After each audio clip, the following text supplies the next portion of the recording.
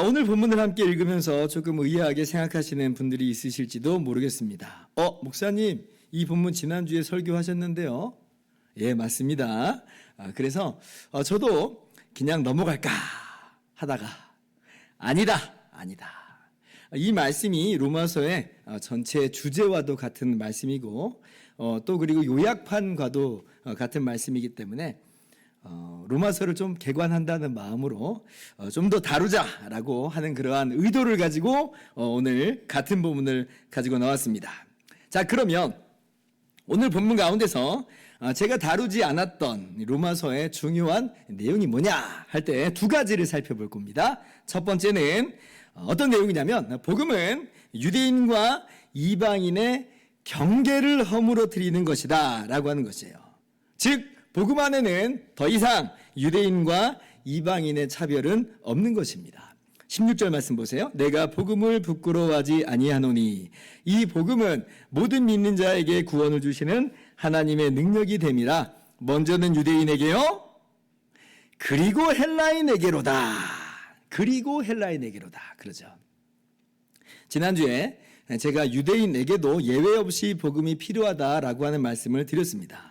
제 아무리 유대인이 언약 백성의 지위를 가지고 있지만 유대인들에게 율법이 있고 또 약속이 주어져 있지만 모두가 죄인이라고 말씀을 드렸어요. 스스로 구원을 받을 수 없는 그런 존재라고 하는 것은 유대인이나 이방인이나 마찬가지라 그랬습니다. 하나님의 아들 예수 그리스도의 십자가 대속의 복음을 통해서만 유대인도 구원을 받을 수 있다라고 하였습니다.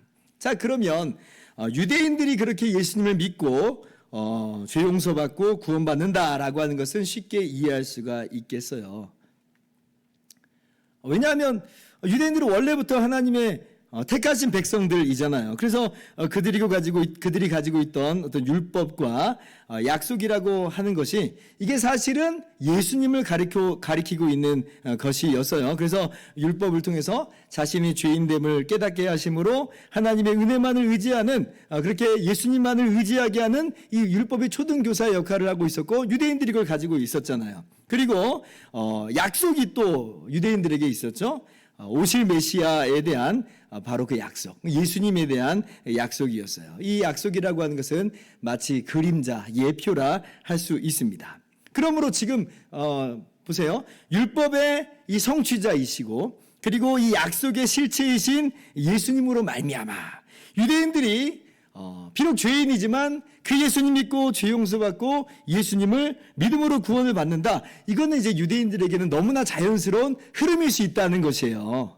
유대인들이 오직 예수님을 통해서 구원받는다라고 하는 그 말은 유대인들에게 있어서는 그 누구보다도 자연스러운 흐름인 것입니다. 근데 이제 이것을 유대인들이 잘못 오해를 해가지고 율법과 이 약속을 잘못 오해해서 자신들이 무슨 율법을 행함으로 말미암아 무슨 구원받는 것처럼 그렇게 오해했기 때문에 문제인 것인데, 그런데 이제 유대인들이 죄인들이나 이 언약의 실체이신, 약속의 실체이신 예수님을 믿음으로 죄 용서받고 구원을 받는다. 이건 너무나 자연스러운 흐름이라는 거예요. 성경을 정말 바르게 이해하는 그런 결론입니다. 자, 그런데 오늘 말씀 자세히 보면 이게 정말 핵폭탄과도 같은 말씀인데, 이 복음이 모든 믿는 유대인에게 구원을 주시는 하나님의 능력이 됨이라 라고 하시는 것이 아니라는 거죠. 뭐라고 말씀되어 있어요? 모든 믿는 자에게, 그러니까 모든 믿는 유대인에게가 아니에요. 원래부터 하나님께서 택하신 백성이라고 하는 그 유대인들이 예수님 믿을 때 구원받는다 이런 말이 아니에요. 모든 믿는 자에게 구원을 주시는 하나님의 능력이 됨이라 이렇게 말씀해요. 그러니까 믿기만 하면 된다는 거죠. 그러면 그가 유대인이든 이방인이든 하는 것은 더 이상 중요한 것이 아니라는 말씀입니다. 그래서 16절 하반절에는 이 진리를 아주 분명하게 명백하게 기록해 놓으셨죠. 먼저는 유대인에게요, 그리고 헬라인에게로다. 그러니까 헬라인으로 대표되는 바 이방인도 이 모든 믿는 자 안에 들어가 있다라고 하는 겁니다. 여러분, 이게 얼마나 중요한 내용인지 몰라요.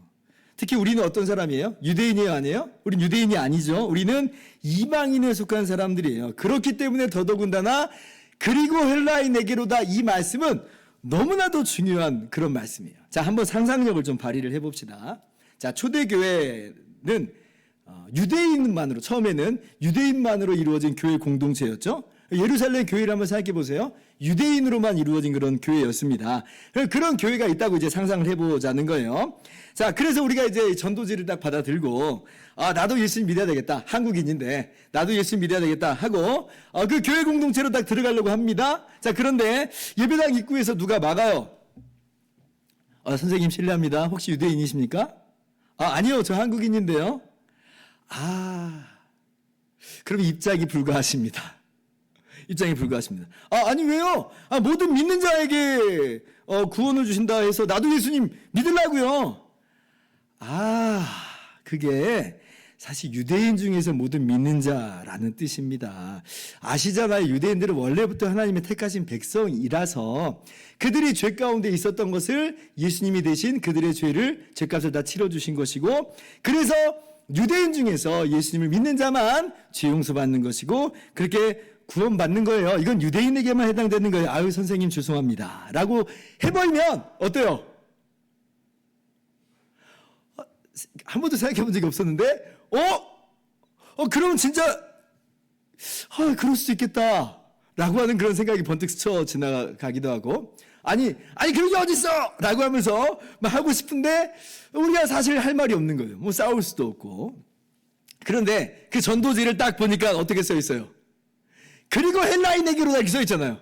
그리고 헬라인에게로다 딱 써 있으니까 우리가 얼마나 당당해져요. 여기 보세요. 여기 그 믿는 자라고 써 있는데 그리고 헬라인에게로다 분명히 써 있잖아요.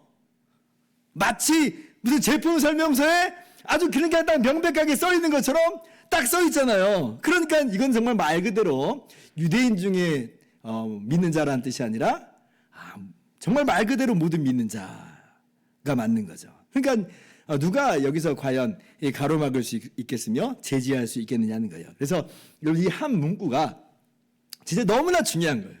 특별히 우리 이방인인 우리에게는 너무나 중요한 내용인 것입니다. 여러분 오늘날 우리야 이거 뭐 너무나 당연한 이야기라고 그렇게 쉽게 넘어갈 수도 있을지 모르겠지만, 그러나 이거는요 당시 유대인들에게는 이건 청천벽력과도 같은 충격적인 이야기입니다. 왜냐하면 구약 성경을 보면 하나님께서는 분명히 아브라함을 구별하여 부르시고 그리고 아브라함과 그 후손만이 하나님의 백성인 것인데, 하나님은 오직 그래서 아브라함과 그 후손만의 하나님인데 어떻게 이럴 수가 있는가? 어떻게 이방인이 감히 하나님의 백성이 될 수 있으며 감히 어떻게 하나님을 하나님이라 나의 하나님이라 부를 수 있다는 말인가? 청천벽력과도 같은 말씀이에요. 또 그 당시에 유대인들에게 그 이야기를 아주 귀따갑게 이방인들이 들어왔겠잖아요. 그러니까 이방인들에게도 굉장히 놀랍고 충격적인 이야기입니다. 지금까지는 하나님은 오직 유대인만의 하나님인 줄 알았어요. 그래서 유대인으로 개종해야 그래야지 하나님의 백성이 되는 것처럼 늘상 그 이야기를 듣고 살았는데, 그런데 유대인으로 개종함이 없이 이방인 모습 그대로 예수님을 믿기만 하면 구원을 받고 하나님의 백성이 되고 하나님이 우리의 하나님이 되신다고 하니까 이건 정말 너무나도 충격적이고 놀라운 그러한 소식인 것이에요. 그리고 헬라인에게로다. 굉장히 단순한 것처럼 여겨졌지만 생각해보니까 어때요? 그렇네. 그 당시에는 이건 핵폭탄이었겠다라고 우리가 생각을 할 수가 있겠죠. 만약에 이 말씀 아니었다면 어쩌면 오늘날 우리도 할례 행하고 그래야지 유대인으로 개종해야 그래야지 아마 하나님 백성으로서 죄 용서받고 구원을 받는다 이러고 있을지도 몰라요. 바울 사도께서 그래서 에베소서에서는 이 내용을 굉장히 더 자세하고 분명하게 말씀을 해주십니다. 에베소서 2장 11절부터 쭉 말씀하시는데 몇 구절만 제가 가져와 봤어요. 읽어보면 2장 12절. 그때에 너희는 이방인이에요. 이방인인 너희는 그리스도 밖에 있었고 이스라엘 나라 밖의 사람이라. 약속의 언약들에 대해서는 외인이요 세상에서 소망이 없고 하나님도 없던 자이러니 이제는 전에 멀리 있던 너희가 그리스도 예수 안에서 그리스도의 피로 가까워졌느니라. 자, 19절 같이 읽습니다. 시작.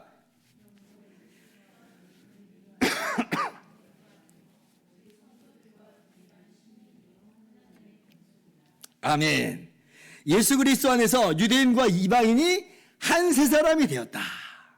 그리스도의 한 몸이 되었다. 뭐요? 모든 구별이, 모든 차이가 철폐되었다라고 분명하게 말씀해 주시는 거예요. 에베소서 3장에서는 뭐라고까지 이야기하냐면 이것은 그리스도의 비밀이다라고까지 얘기해요. 그리스도의 비밀이었다. 3장 4절 그것을 읽으면 내가 그리스도의 비밀을 깨달은 것을 너희가 알 수 있으리라. 자, 6절 같이 읽습니다. 이는 이방인들이 복음으로 말미암아 그리스도 예수 안에서 함께 상속자가 되고 함께 지체가 되고 함께 약속에 참여하는 자가 됨이라. 그 비밀이라는 게 뭐냐? 그리스도의 비밀이라는 게 뭐냐? 이방인들도 유대인들과 다를 바 없이 유대인들과 하나가 되어서 그리스도의 한 몸이 되어서 함께 상속자요, 지체요, 약속에 참여하는 하나님의 가족이 되었다라고 하는 거예요. 여러분 이렇게까지 자세하게 길게 써 있었다는 건 이건 무슨 이야기겠어요? 당시에 유대인과 이방인의 이 차별이라고 하는 것은 정말 오늘날 우리가 상상할 수 없을 만큼 정말 크고도 깊고도 넓은 그러한 벽과도 같은 거였다는 거예요. 오죽하면 사도행전 10장 보면 사도 베드로조차 복음이 막 이게 확산되어 갈 때 이방인인 고넬료 집에 들어가는 걸 꺼려했잖아요. 성령께서 깨닫게 하시지 않았으면 안 들어갈 판이었어요. 그러면서 들어가면서도 기껏 하는 말이 뭐예요? 유대인이 이방인과 교제하는 것은 위법인 줄 너희가 알거니와 이렇게 나온단 말이에요. 당시 유대인들은 이방인들하고 상종조차 않으면서 자신들만이 하나님의 택한 선민이다. 구원을 받아도 우리가 받는 거지 너희가 받는 건 아니다라고 얘기했던 거예요. 고작 이방인들은 지옥의 불쏘시개 같은 그런 존재로서 취급을 했다라는 거죠. 근데 구약 성경 보니까 정말 아브라함과 그 자손만이 하나님의 백성으로 그렇게 택함을 받은 걸 우리가 성경에서 보니까 뭐라고 할 수가 없는 거예요. 그런데 예수님 안에서 뭐라고 말씀하는 거예요? 유대인만 아니라 그리고 헬라인에게로다. 유대인과 이방인의 모든 경계와 구별이 제거되었다라고 하는 거예요. 그래서 앞으로 우리가 살펴볼 로마서 2장부터 이제 4장까지 중요 주제 중에 하나가 뭐냐면 하나님은 유대인만의 하나님이 아니요 이방인의 하나님도 되신다라고 하는 게 이제 중요 주제 중에 하나입니다. 그러면 아니 이 구별이 어떻게 해서 폐지가 된 것인가? 그 근거는 뭔가? 아니 구약에서 말씀하셨는데 근거가 있어야 될 거잖아요. 그래서 이제 쭉 우리가 이제 앞으로 좀 살펴볼 내용이지만 오늘 잠깐 요약을 좀 한다면 첫 번째 그 근거는 뭐냐면 유대인이건 이방인이건 모두 다 죄인이요 스스로 구원할 수 없다라고 하는 측면에서 동일하다. 제가 그 이야기를 했어요. 근데 이것만으로는 충분한 근거가 되지 않아요. 아까도 얘기했듯이 유대인들이 아니 그래도 이것은 하나님의 백성 안에서의 이야기인 거지 아예 택한 백성조차도 아닌 사람들은 이건 의미 없는 거야 라고 해버릴 수 있거든요. 두 번째 근거가 있어요. 두 번째 근거는 뭐냐면 자 유대인에게는 이 하나님께서 이제 믿는 아브라함과 맺은 언약이 있는데 그래서 이제 그 아브라함과 그 자손들을 하나님의 백성이라고 하시는 것인데 근데 이제 로마서에서 이야기하는 바 바울 사도가 이야기하는 바는 뭐냐면 그 아브라함과 언약을 맺을 때에 그 아브라함의 믿음이라고 하는 것이 아브라함이 할례를 받은 이후의 그 믿음이 아니라 뭐예요? 무할례 시에 믿음을 인친 거다 이렇게 얘기합니다. 그 할례라고 하는 것은 무할례 시에 믿음으로 된 의를 인친 거다. 그 아브라함은 무할례 때 하나님을 믿음으로 의롭다 함을 얻었다는 거예요. 아브라함이 무할례 자일 때 하나님께서 아브라함의 그 믿음을 의로 여기시고 이렇게 말씀을 하신 거죠. 그래서 믿는 자는 할례 유무와 상관없이 즉 유대인이나 이방인이나 상관없이 믿는 자는 아브라함의 믿음을 따른 자다. 그가 아브라함의 자손이다라고 이야기를 하는 거예요. 그래서 아브라함은 우리 모두의 조상이다 그렇게 이야기하죠. 할례자의 조상이면서 또 아브라함의 믿음을 따르는 자의 조상이다. 그래서 아브라함은 모든 믿는 자의 조상이다 그래요. 그러면 아브라함과 맺은 언약을 따라서 아브라함의 자손이 하나님의 택한 백성이라고 할진데 그 안에 이제 누가 들어가 버려요? 이방인이지만 아브라함의 믿음을 따르는 우리들이 그 안에 이제 들어가게 되는 형태가 되는 것입니다. 그래서 유대인과 이방인의 차별은 이 예수님을 믿음으로 죄 용서받고 의롭다라고 하는 이 복음 안에서는 제거가 되는 거예요. 구별이 없어요. 이 갈라디아서를 보면 이제 갈라디아 교회들의 이 유대주의 기독교가 침투에 들어왔죠. 그러면서 뭐라고 말했냐면 예수 믿는 사람들이요 뭐라고 말했냐면 교인들에게 할례를 받아야 된다 그렇게 강요를 했습니다. 유대인이 돼야 된단 말이에요. 그러니까 하나님의 택한 백성이 되어야 그리고 예수님 믿고 죄 용서받고 구원을 받는다라고 하는 그런 식의 논리가 그 중에 하나였던 거예요. 그러니까 이제 갈라디아 교인들이 막 거기서 막 그 믿음이 흔들흔들한 겁니다. 어떤 사람들은 그 말을 따르는 거예요. 아, 할례 받아서 유대인이 돼야 되나 보다라고 심지어 나가 버린 거죠. 근데 이제 바울 사도께서 그러한 모습을 강하게 질책하시고 경고하시죠. 그것은 오히려 복음을 훼손하는 것이다.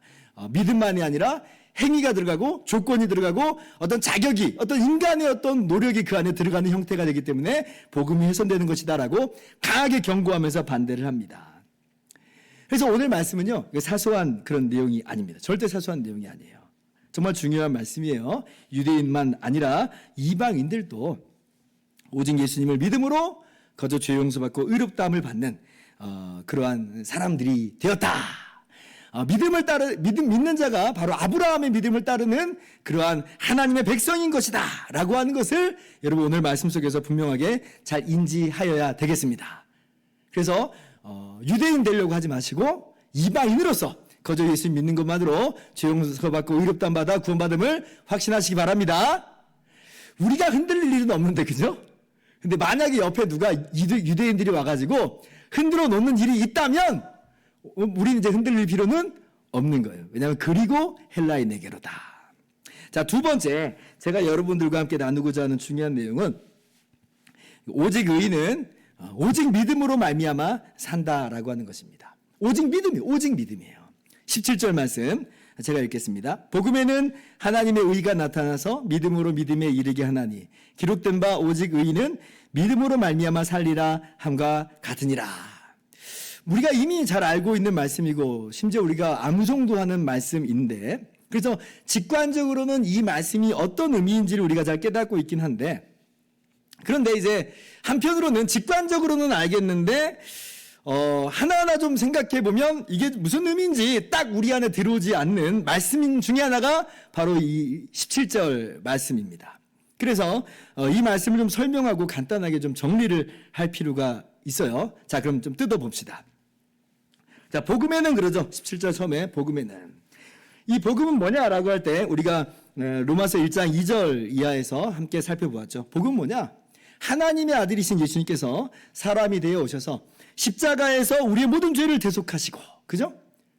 그리고 부활하셔서 우리의 구원자여 우리의 주가 되셨다. 우리의 왕이 되셨다라고 하는 게 복음입니다.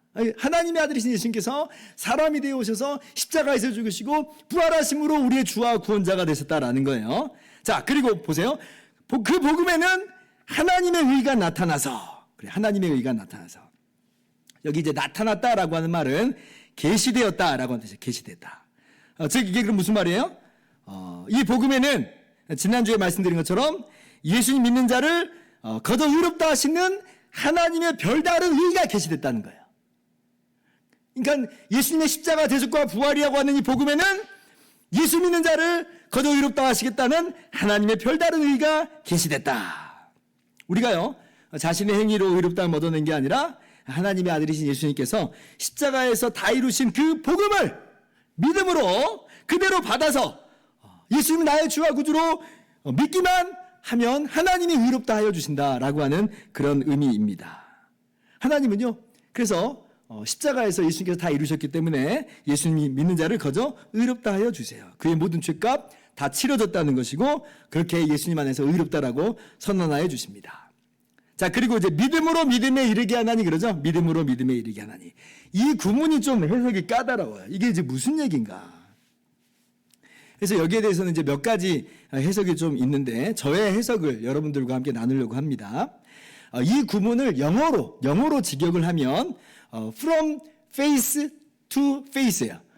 from to 구문이에요. from to 구문. from face to face. 믿음으로부터 믿음까지 이제 이런 말이 되는 거죠. 그렇게 직역을 하면 이제 어떻게 번역이 되냐면 복음에는 하나님의 의가 믿음으로부터 믿음까지 계시되어 있다라고 하는 말이에요.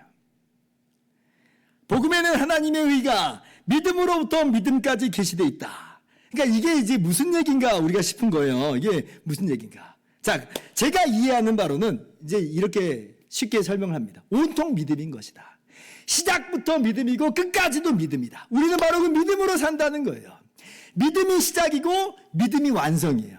여기에 더 집어넣고 추가하고 필요한 것은 없다는 거예요. 온통 믿음이다. 다른 말로는 오직 믿음이다죠. 오직 믿음이다. 구원의 시작도 믿음이요, 구원의 중간도 믿음이요, 구원의 끝에도 우리는 믿음으로, 예수님을 믿음으로 그렇게 우리는 살게 된 자고 사는 자다. 장차 우리가 죽음의 강을 건너갈 때도 바로 이 믿음으로 우리는 거저 하나님 앞에서 의롭다 한 자로 나타나게 된다라고 하는 거예요. 그리고 이제 이 말씀에 대한 근거 구절로서 사도 바울께서 어떤 말씀을 인용하고 있냐면 하박국 2장 4절 말씀을 인용하고 있는 겁니다. 기록된 바 오직 의인은 믿음으로 말미암아 살리라. 그러니까 하박국 2장 4절 말씀이에요. 여러분 이 오직 의인은 믿음으로 말미암아 살리라라고 하는 이 말씀은요, 이 신약 성경에 로마서, 즉 오늘 본문, 또 갈라디아서, 그리고 히브리서까지 무려 3번이나 인용이 되면서 말씀되는 구절이에요. 그러면 이제 중요하다는 거죠. 그럼 그 원형인 하박국 말씀을 우리가 좀 살펴볼 필요가 있어요. 이게 어떤 의미인 것이냐, 오직 의인은 믿음으로 말미암아 살리라는 말씀, 이게 무슨 의미인 거냐라고 하는 거죠. 그래서 하박국서를 잠깐 우리가 생각을 해본다면 하박국은 이런 거예요. 지금 이제 유다 나라, 구약의 유다 나라가 이제 범죄하고 하나님을 떠나서 범죄하고 타락하여서 이제 하나님의 이 심판을 받게 되는 그러한 역사적 배경을 가지고 있습니다. 그래서 이제 하박국 선지자가 처음에 하나님께 고발하는 내용으로 나와요. 하나님, 어느 때까지입니까? 지금 악인들이 온통 지금 막 난리를 치고 살아갑니다. 어느 때까지입니까? 그러니까 이제 하나님께서 하박국 선지자에게 뭐라고 말씀하시냐면 갈대아 사람을 일으켜서, 그러니까 바벨론 제국을 일으켜서 유다 나라를 심판하시겠다라고 이렇게 말씀을 하세요. 그러니까 하박국 선지자가 깜짝 놀라는 거죠. 왜 놀라냐면, 아니 하나님은 정말 의로우신 하나님이신데 그럼 어떻게 하나님께서 더 악한 갈대아 사람들을 들여다가 상대적으로 그래도 아무리 악하다고 해도 갈대아 사람보다 나은데 이 유다를 심판할 수가 있겠습니까? 이게 옳습니까? 라고 하나님께 다시 한번 항변을 합니다. 그래서 하박국 선지자가 이제 하나님의 대답을 이제 기다리는데요. 그 하나님의 그 대답이 바로 이 말씀인 거예요. 하박국 2장 4절 말씀 같이 읽어봅시다. 시작. 보라, 그의 마음은 교만하여 그 속에서 정직하지 못하나 의인은 그의 믿음으로 말미암아 살리라. 아멘. 자, 이게 지금 무슨 이야기인지를 우리가 좀 잘 알아야 돼요. 그러면 하나님께서는 의인은 심판하시지 않는다는 얘기냐? 그렇지는 않아요.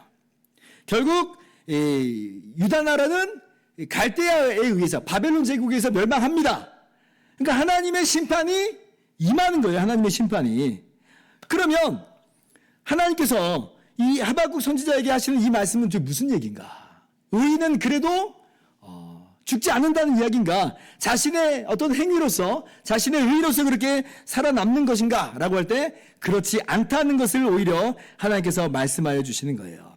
이게 무슨 얘기냐면, 우리는 항상 어떤 게 생각을 하기 마련이냐면 우리의 의로움이라는 건 항상 상대적인 거예요. 하박국 선지자도 지금 처음에는 그 범주에서 벗어나지 못하고 있는 겁니다.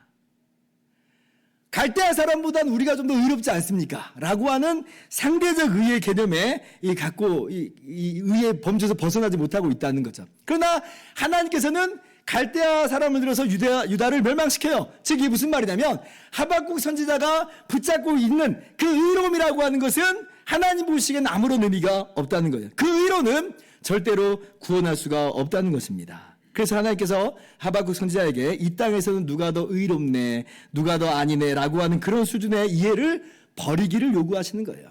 그래서 지금 하박국 선지자의 말을 듣고 그래 네 말이 맞다, 갈대아 사람들을 통해서 심판하지 않겠다 이렇게 말씀하시는 거 아니에요. 그래도 그 중에서 의인들은 살아남게 해주시겠다 이 말씀하시는 게 아니에요.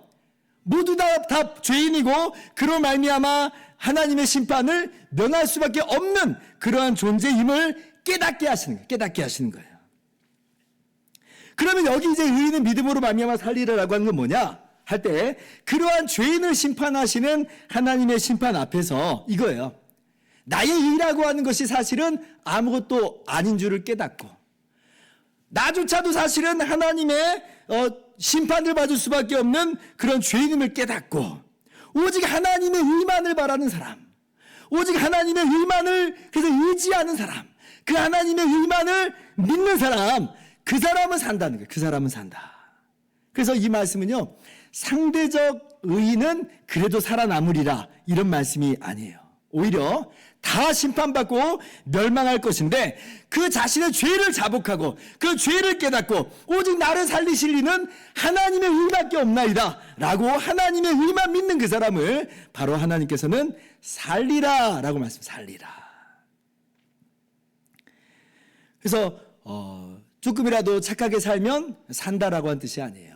오히려 심판 중에서 오직 구원하실 이는 하나님밖에 없다라고 하는 그렇게 믿음으로 나가는 바로 그 사람을 하나님은 바로 그 사람이 살게 될 것이다. 그래서 하박국 선지자가 그 다음에 노래하는 건 뭐예요? 유다 나라가 완전히 망할 거예요. 3장 보면 완전히 망할 거예요. 포도나무에 포도나무가 없어져 버릴 거예요. 무화과 나무 열매도 사라질 거예요. 우리는 다 가루처럼 멸망해 버릴 거예요. 그러나 그 죄인을 거저 의롭다 하여 주시는 하나님의 의로 말미암아 사는 사람들, 믿는 사람들이 있을 것이기에 하나님의 그 약속을 붙잡고 노래하면서 나가는 겁니다. 여러분, 그래서 요구되는 건 뭐냐면 죄인을 심판하시나 그러나 죄인을 의롭다고 하시는 하나님을 믿는 믿음으로 살기를 요구하시는 게 하박국서의 말씀이에요. 언뜻 모순되어 있는 것처럼 보이죠? 아니, 죄인을 심판하시는데 어떻게 죄인을 의롭다 하시는 하나님을 믿음으로 살 수 있다는 말인가? 라고 할 때 이것이 이제 예수 그리스도 안에서 어떤 의미로서 다가오는지를 우리가 비로소 깨닫게 되는 거예요. 그렇구나. 우리의 상대적 의라고 하는 것은 다 겨와 같은 것이구나. 우리는 심판을 피할 수 없는 존재들이구나. 그러나 하나님께서 믿는 자를 거저 의롭다 하시고 그리고 그를 살게 하여 주시는구나. 우리는 하나님의 의로서 사는구나. 예수 그리스도의 십자가 대속과 그 부활의 공로로 우리가 사는구나 라고 하는 것을 깨달으면서 우리는 처음부터 초지일관 우리의 인생 마지막까지 무엇으로 산다고요? 이 믿음으로 사는 거예요. 하나님 앞에서 내가 시작은 믿음으로 하고 나중에는 나의 행위로 뭔가 살 수 있는 그런 존재로 나타내려고 하는 게 아니라 처음부터 끝까지 믿음으로 살아가는 겁니다. 오직 예수님의 십자가 의로만 나는 삽니다. 영원히 그것만 나의 힘과 나의 공로요, 나의 의가 됨을 고백합니다 라고 하는 것이에요.